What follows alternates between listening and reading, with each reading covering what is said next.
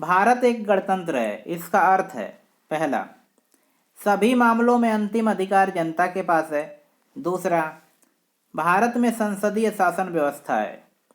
तीसरा, भारत में वंशानुगत शासक नहीं है। चौथा, भारत राज्यों का संघ है।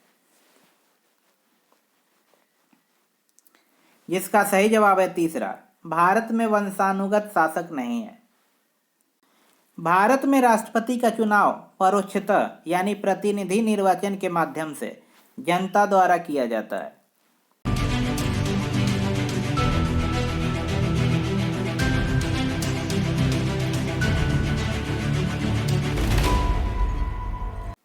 नमस्कार, एग्जाम्स क्वेश्चंस के PYQ वीडियो सीरीज में आपका स्वागत है। आज के वीडियो में उत्तर प्रदेश PCS द्वारा 1997 के प्रीलिम एग्जाम में पूछे गए इंडियन पॉलिटी के प्रश्नों का डिटेल्ड एनालिसिस प्रस्तुत किया जाएगा। चलिए शुरू करते हैं। क्वेश्चन नंबर 1, निम्न में से भारत का राष्ट्रपति किसकी नियुक्ति नहीं करता है? पहला, उपराष्ट्रपति की। दूसरा, प्रधानमंत्री की। तीसरा, राज्यपाल की। चौथा, मुख्य निर्वाचन आयुक्त की। जिसका सही जवाब है पहला, उपराष्ट्रपति की। भारत का राष्ट्रपति उपराष्ट्रपति की नियुक्ति नहीं करता है। इसके अलावा उपराष्ट्रपति का चुनाव एक निर्वाचन मंडल द्वारा होता है। इस निर्वाचन मंडल में लोकसभा एवं राज्यसभा के सदस्य शामिल होते हैं, जबकि राज्यपाल, प्रधानमंत्री तथा मुख्य निर्वाचन आयुक्त की नियुक्ति क्रमशः संविधान के अनुच्छेद 155, 74 तथा 324 के अधीन राष्ट्रपति द्वारा की जाती है। अगला प्रश्न, सेवानिवृत्त होने के पश्चात यानी रिटायर्ड होने के बाद सर्वोच्च न्यायालय के न्यायाधीश वकालत कर सकते हैं। पहला, केवल सर्वोच्च न्यायालय में। दूसरा, केवल उच्च न्यायालय में। तीसरा, सर्वोच्च न्यायालय तथा उच्च न्यायालय दोनों में। चौथा, किसी भी न्यायालय में नहीं। जिसका सही जवाब है चौथा, किसी भी न्यायालय में नहीं। रिटायर्ड होने के बाद सुप्रीम कोर्ट के न्यायाधीश किसी भी न्यायालय में वकालत नहीं कर सकते, क्योंकि अनुच्छेद 124 के अंतर्गत उन्हें ऐसा करने की रोक है। अगला प्रश्न, लोकसभा का सचिवालय सीधे नियंत्रित होता है। पहला, केंद्रीय गृह मंत्रालय के अंतर्गत। दूसरा, संसदीय मामलों के मंत्रालय द्वारा। तीसरा, प्रधानमंत्री द्वारा। चौथा, लोकसभा के अध्यक्ष द्वारा। जिसका सही जवाब है चौथा, लोकसभा के अध्यक्ष द्वारा।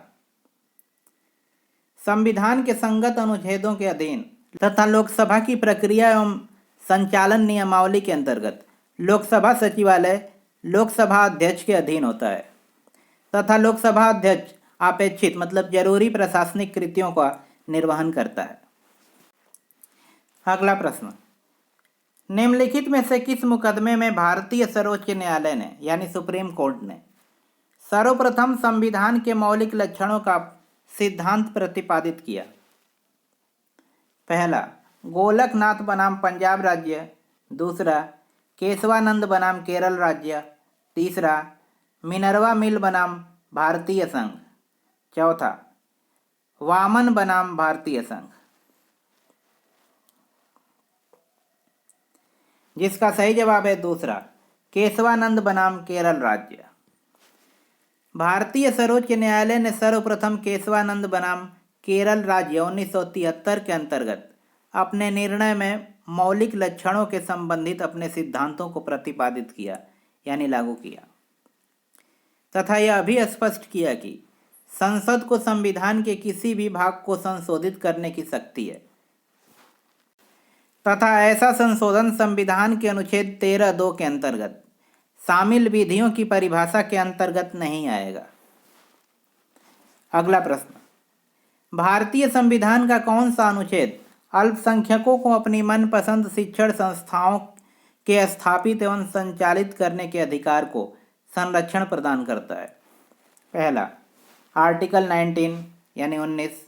दूसरा, अनुच्छेद 26। तीसरा, अनुच्छेद 29। चौथा अनुच्छेद 30, जिसका सही जवाब है चौथा अनुच्छेद 30। भारतीय संविधान के अनुच्छेद 30 में अल्पसंख्यक वर्गों को अपने मनपसंद के शिक्षण संस्थाओं की स्थापना करने का प्रावधान है। साथ ही राज्य को निर्देशित किया गया है कि वे ऐसे संस्थाओं को सहायता देते समय किसी भी प्रकार का भेदभाव करने से बचेंगे। इसके अलावा अनुच्छेद 19 में अभिव्यक्ति की स्वतंत्रता को समाहित किया गया है। अनुच्छेद 26 में धार्मिक कार्यों के प्रबंधन की स्वतंत्रता है। अनुच्छेद 29 में अल्पसंख्यक वर्गों के हितों का संरक्षण है। अगला प्रश्न, निम्नलिखित में से कौन से अधिकार भारतीय संविधान के अनुच्छेद 32 के अंतर्गत प्रवर्तित किए जा सकते हैं? पहला संवैधानिक अधिकार, दूसरा मौलिक अधिकार, तीसरा सांविधिक अधिकार, चौथा उपर्युक्त सभी। जिसका सही जवाब है दूसरा मौलिक अधिकार यानी फंडामेंटल राइट। भारतीय संविधान के भाग 3 के अनुच्छेद 12 से 35 में मूल अधिकारों का प्रावधान है तथा इनके उल्लंघन होने पे पीड़ित व्यक्ति अनुच्छेद 32 के अंतर्गत सुप्रीम कोर्ट तथा 226 के अंतर्गत हाई कोर्ट में अपनी याचिका दायर कर सकता है। अगला प्रश्न, भारतीय संसद के दोनों सदनों की संयुक्त बैठक किस संबंध में होती है? पहला संविधान संशोधन विधेयक, दूसरा वित्त विधेयक, तीसरा साधारण विधेयक, चौथा भारत के उपराष्ट्रपति का निर्वाचन। जिसका सही जवाब है तीसरा साधारण विधेयक। भारतीय संवैधानिक प्रावधानों के अनुसार दोनों सदनों की संयुक्त बैठक साधारण विधेयक के संबंध में किया जा सकता है। ऐसे किसी भी आहूत बैठक की अध्यक्षता, मतलब ऐसी कोई भी बैठक बुलाई जाती है तो उसकी अध्यक्षता लोकसभा के अध्यक्ष द्वारा की जाएगी। अगला प्रश्न, भारतीय संविधान के किस अनुच्छेद में विभिन्न राज्यों से संबंधित विशिष्ट प्रावधानों का उल्लेख है? पहला अनुच्छेद 369 में, दूसरा अनुच्छेद 370 में, तीसरा अनुच्छेद 371 में, चौथा अनुच्छेद 372 में। जिसका सही जवाब है तीसरा अनुच्छेद 371 में। भारतीय संविधान के अनुच्छेद 371 में विभिन्न राज्यों से संबंधित विशेष प्रावधानों को शामिल किया गया है।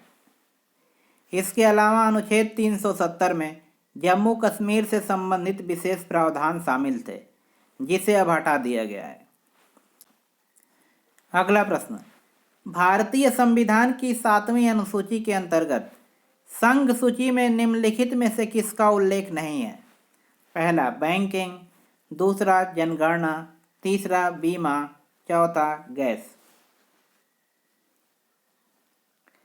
जिसका सही जवाब है चौथा गैस। भारतीय संविधान की 7वीं अनुसूची के अंतर्गत समाहित संघ सूची में गैस विषय का समावेश नहीं किया गया है। संघ सूची में सम्मिलित विषयों पर कानून बनाने का अधिकार केवल संसद के पास है। नवीनतम संविधान संशोधनों के बाद संघीय सूची में लगभग 100 विषय शामिल हैं, जिनमें जनगणना, सीमा तथा बैंकिंग भी शामिल है। अगला प्रश्न, भारत एक गणतंत्र है, इसका अर्थ है? पहला सभी मामलों में अंतिम अधिकार जनता के पास है, दूसरा भारत में संसदीय शासन व्यवस्था है, तीसरा भारत में वंशानुगत शासक नहीं है, चौथा भारत राज्यों का संघ है। जिसका सही जवाब है चौथा। इसमें संघ एवं राज्यों दोनों सरकारों का संविधान है। भारतीय संविधान की विशालता का प्रमुख कारण संघ तथा राज्यों दोनों के संविधान को एक ही में समाहित किया गया है। वर्तमान में भारतीय संविधान में 25 भाग हैं तथा 450 से अधिक अनुच्छेद तथा 12 अनुसूचियां हैं। अगला प्रश्न, निम्न युग्मों में से कौन सा युग्म सही नहीं है? राज्य एवं उनके लोकसभा में स्थान। पहला आंध्र प्रदेश 42, असम 13, पंजाब 13, पश्चिम बंगाल 42। जिसका सही जवाब है दूसरा, असम 13, क्योंकि असम राज्य में लोकसभा की सीटों की संख्या 14 है। अगला प्रश्न, किसी भारतीय राज्य के राज्यपाल से संबंधित निम्नलिखित कथनों में से कौन सा कथन सत्य नहीं है? पहला, वह भारत के राष्ट्रपति द्वारा नियुक्त होता है। दूसरा, वह एक से अधिक राज्यों का राज्यपाल हो सकता है। तीसरा, वह 5 वर्ष तक पद पर बना रहता है। चौथा, यदि संबंधित राज्य की व्यवस्थापिका उसे पद से हटाए जाने का प्रस्ताव स्वीकार करती है तो वह पदावधि से पूर्व ही पद मुक्त किया जा सकता है। जिसका सही जवाब है चौथा, यदि संबंधित राज्य की व्यवस्थापिका उसे पद से हटाए जाने का प्रस्ताव स्वीकार करती है तो वह पदावधि यानी 5 साल से पूर्व ही पद मुक्त किया जा सकता है। इन सारे प्रावधानों को अनुच्छेद 155 में दिया गया है। इसके अनुसार इसकी नियुक्ति राष्ट्रपति द्वारा की जाती है। अगला प्रश्न, उच्च न्यायालय की परमादेश जारी करने की शक्ति के अंतर्गत आते हैं। पहला, संवैधानिक अधिकार। दूसरा, सांविधिक अधिकार। तीसरा, मौलिक अधिकार। चौथा, उपर्युक्त सभी। जिसका सही जवाब है चौथा, उपर्युक्त सभी। भारतीय संविधान के अनुच्छेद 226 के अनुसार उच्च न्यायालय की रिट यानी परमादेश जारी करने का अधिकार व्यापक है। इस प्रकार नागरिकों के अधिकारों के संरक्षण के लिए उच्च न्यायालय की शक्ति अधिक व्यापक है। अगला प्रश्न, निम्नलिखित में से कौन सा राज्य लोकसभा में अनुसूचित जनजातियों के सर्वाधिक प्रतिनिधि निर्वाचित करता है? पहला, आंध्र प्रदेश। दूसरा, बिहार। तीसरा, मध्य प्रदेश। चौथा, महाराष्ट्र। जिसका सही जवाब है तीसरा, मध्य प्रदेश। लोकसभा में अनुसूचित जनजातियों का सर्वाधिक प्रतिनिधित्व मध्य प्रदेश राज्य करता है तथा साथ ही अनुसूचित जनजातियों की सर्वाधिक जनसंख्या मध्य प्रदेश में ही रहती है, जो कि राज्य के कुल आबादी का 21% है।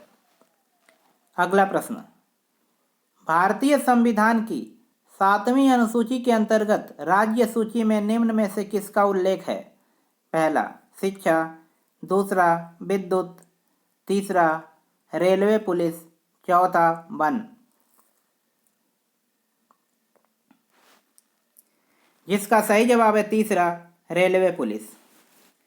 भारतीय संविधान के 7वीं अनुसूची के तहत विधायी शक्तियों का विभाजन संघ सूची, समवर्ती सूची तथा राज्य सूची के अंतर्गत किया गया है। संविधान के भाग 11 तथा अनुच्छेद 246 में भी इन विषयों का प्रावधान है। विद्युत, शिक्षा व वन समवर्तीय सूची के विषय हैं, जबकि रेलवे पुलिस राज्य सूची का विषय है। विद्युत प्रारंभ से ही समवर्तीय सूची का विषय रहा है, जबकि शिक्षा व वन 42वें संविधान संशोधन 1976 के द्वारा राज्य सूची से हटाकर समवर्तीय सूची में डाला गया था। अगला प्रश्न, भारतीय संविधान का कौन सा अनुच्छेद व्यक्ति के विदेश यात्रा के अधिकार को संरक्षण प्रदान करता है? पहला, आर्टिकल 14। दूसरा, आर्टिकल 19। तीसरा, आर्टिकल 21। चौथा, उपर्युक्त में से कोई नहीं।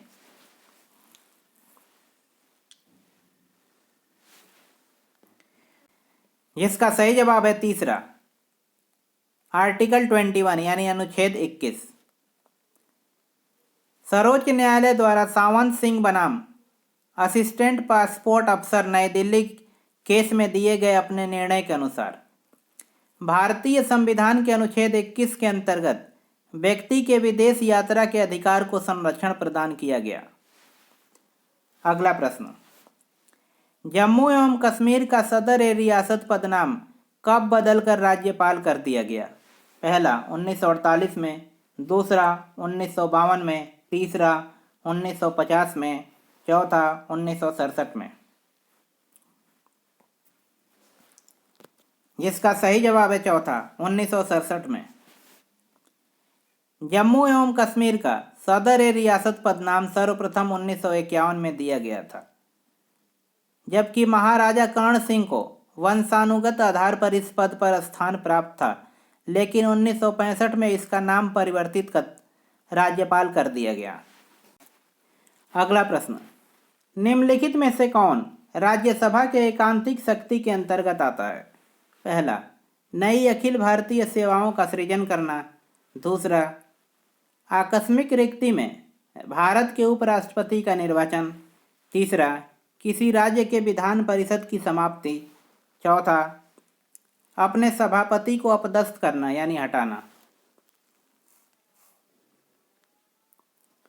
जिसका सही जवाब है पहला, नई अखिल भारतीय सेवाओं का सृजन करना यानी शुरू करना।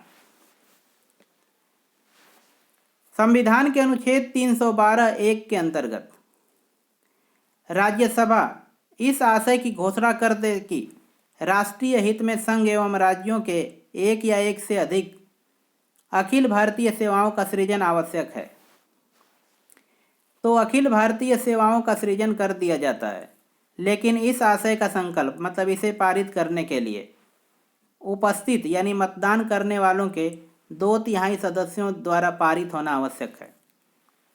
साथ ही यह प्रस्ताव समर्थन करने वाले सदस्यों की संख्या एवं सदन के कुल संख्या के आधे से अधिक होना चाहिए।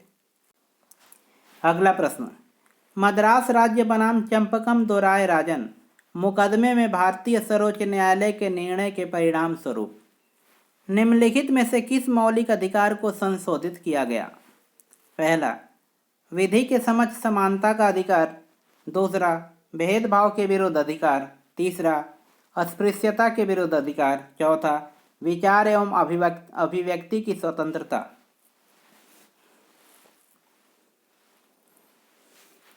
जिसका सही जवाब है दूसरा, भेदभाव के विरुद्ध अधिकार। मद्रास राज्य बनाम चंपकम दोराय राजन मुकदमे के माध्यम से सुप्रीम कोर्ट ने भेदभाव के विरुद्ध अधिकार को संशोधित किया। इस संशोधन के द्वारा संविधान में अनुच्छेद 15(4) जोड़ा गया तथा सामाजिक और शैक्षणिक रूप से पिछड़े लोगों को विशेष प्रावधान प्रदान किए गए। अगला प्रश्न, भारत के कल्याणकारी राज्य होने का विचार पाया जाता है। पहला, संविधान की प्रस्तावना में। दूसरा, मौलिक अधिकारों में। तीसरा, राज्य के नीति निर्देशक तत्वों में। चौथा, पहला एवं दूसरा दोनों में यानी मौलिक अधिकारों एवं प्रस्तावना दोनों में। जिसका सही जवाब है तीसरा, राज्य के नीति निर्देशक तत्वों में यानी directive principle of state policy में। भारतीय संविधान के भाग 4 में राज्य के नीति निर्देशक तत्वों का प्रावधान है। इसी भाग में अनुच्छेद 38 के तहत लोक कल्याणकारी राज्य की व्यवस्था की गई है। इसी क्वेश्चन के साथ इस साल पूछे गए प्रश्न समाप्त हुए। ऐसे ही और वीडियो के लिए एग्जाम्स क्वेश्चंस को सब्सक्राइब करना ना भूलें। धन्यवाद।